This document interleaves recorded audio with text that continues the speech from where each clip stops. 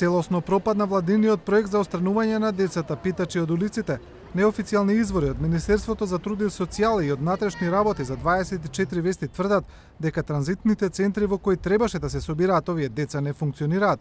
Информираат дека помпезно најавуваниот центар во Скопска автокоманда воопшто не се користи, а децата што питачат се вратени на улиците без никаква контрола. Министерот за труд и социјала Ристовски признава за проблемот, но вели дека центрите работеле, а питачите се врателе поради топлото време. Ние имаме проблем затоа што врз основа на нашите податоци и анализи, ние ова го очекувавме, овој бран со затоплување на времето и појавата на децата на улица. Меѓутоа ние ќе продолжиме со нашата активност, но со оглед на фактот што во минатиот период голем дел од овие деца и семејства беа дислоцирани од улица, односно самостојно се повлекоа како резултат на јавното најавување на оваа активност од страна на државните институции, се одлучивме овој пат без посебна најава, меѓутоа акцијата продолжува.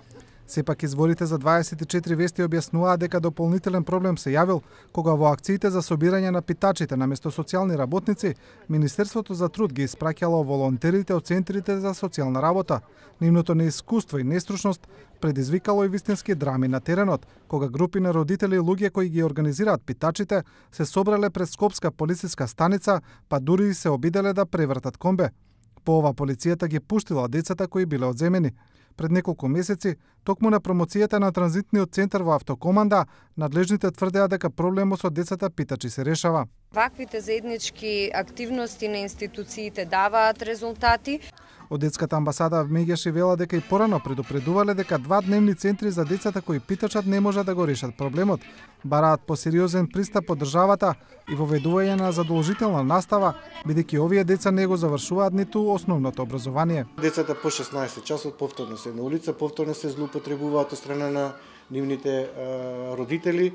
Државата треба да преземе мерки овие деца да ги вклучи во редовно задолжителен образовен процес. Значи треба да обезбеди топол оброк, обувки, облека за редовно школување. На Светскиот ден за борба против злоупотребата на децата питачи во Македонија има 18.500 деца без основно училиште.